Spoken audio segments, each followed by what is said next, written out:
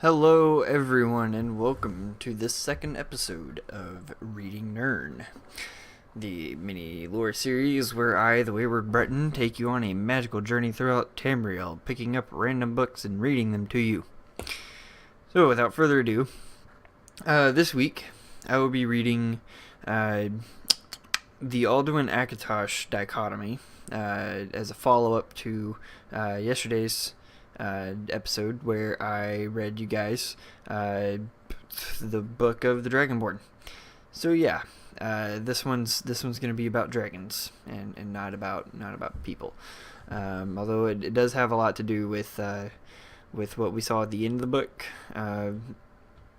from yesterday, where we read about Alduin's Wall and the Dragonborn prophecy. So I will be giving you guys a link to the text of this book if you cannot read along with me.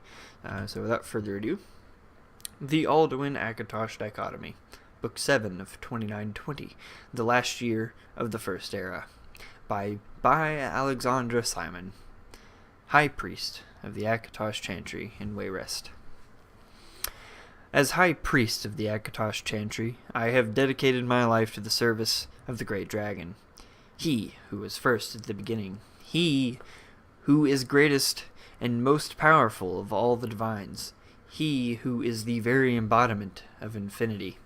I am, quite obviously, a man of deep and unwavering faith, but not blind faith, for I am also a man of scholarly endeavors, and have always valued education and the pursuit of truths in all its forms.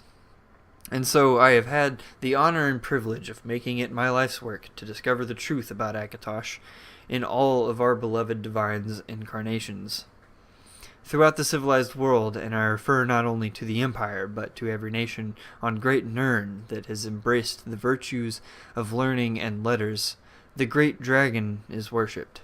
Usually, the highest of divines is referred to as Akatosh, but what some may not be aware of is that he is occasionally referred to by two other names as well.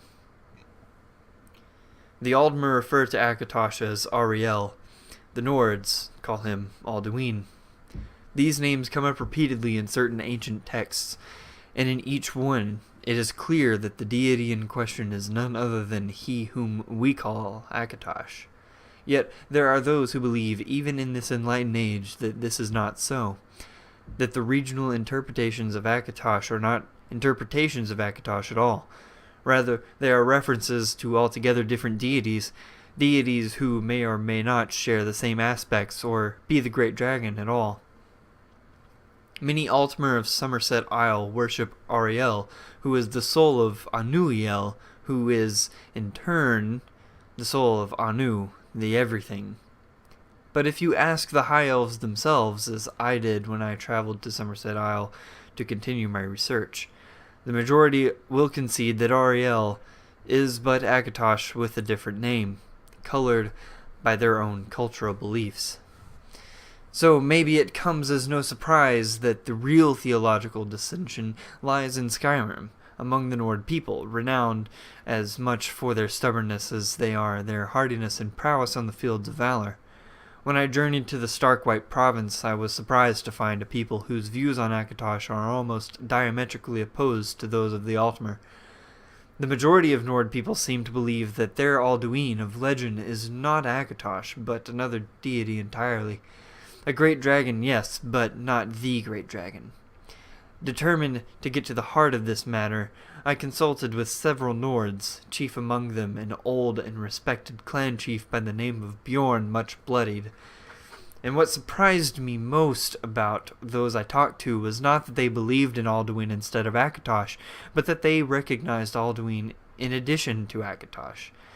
In fact, most children of Skyrim seem to view Akatosh in much the same way I do. He is, in fact, the great dragon, first among the divines, perseverance personified, and more than anything, a force of supreme good in the world. Alduin, they claim, is something altogether different. Whether or not he is actually a deity remains in question, but the Alduin of Nord folklore is in fact a dragon, but one so ancient and so powerful he was dubbed the World Eater, and some accounts even have him devouring the souls of the dead to maintain his own power. Other stories revolve around Alduin acting as some sort of dragon king, uniting the other dragons in a war against mankind until he was eventually defeated at the hands of one or more brave heroes.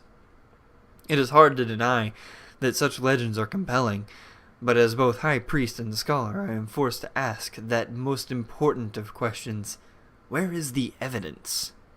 The Nords of Skyrim place a high value on their oral traditions, but such is the core of their unreliability. A rumor passed around the Wayrest Market Square can change so dramatically in the course of a few simple hours that by the end of the day one might believe half the city's residents were involved in any number of scandalous activities. How, then, is an educated, enlightened person possibly supposed to believe a legend that has been passed down by word of mouth only for hundreds or even thousands of years? The answer to such a question is simple. He cannot. And so, it is my conclusion that the Alduin of Nord legend is in fact mighty Akatosh, whose story grew and twisted to form through centuries of retelling and embellishment. Through no real fault of their own, the primitive peoples of Skyrim failed to understand the goodness and greatness of the great dragon, and it was this lack of understanding that formed the basis of what became, ironically, their most impressive creative achievement: Alduin, the World Eater, phantom of bedtime stories and justification for ancient, if imagined, deeds. So, that book was very, very interesting from the point of a Breton scholar in Wayrest at the end of the First Era. That pretty much sums up the entirety of Alduin and Akatosh,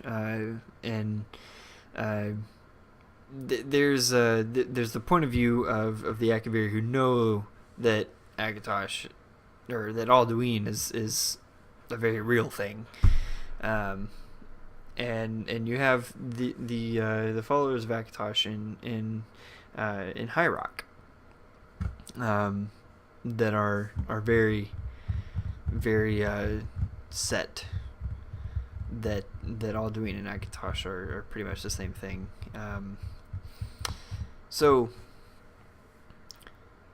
I ask you, if you were any race in the First Era, what would you think of Alduin and Akatosh, and would you believe the folklore behind Alduin? Would you believe the folklore behind the Dragonborn? All of this, comes together for the same thing. So, yeah, this has been the second episode of Reading Nirn.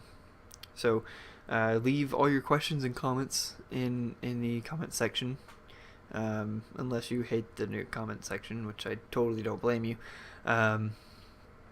You can email me at waywardbreton@gmail.com. You can also follow me on Twitter at waywardbreton. All of this will be in the description down below, as well as the link to the script, or to the text. Excuse me, not the script. Of the book we read today, the Akatosh, or the Alduin Akatosh Dichotomy. Excuse me. All that will be down there. Subscribe if you want to see more of these. I'll be trying to do these pretty much every day. It's gonna be slow for the first couple of weeks getting all this, but I'm doing a bunch of them all at the same time, so I have something to give you guys in the beginning here. So if you haven't seen the first one, go watch that. Here's a link for it somewhere on the screen, and stay tuned for more. As I said at the beginning, this is episode 2 of Reading Nirn, and I am the Wayward Breton, and I will see you guys next time.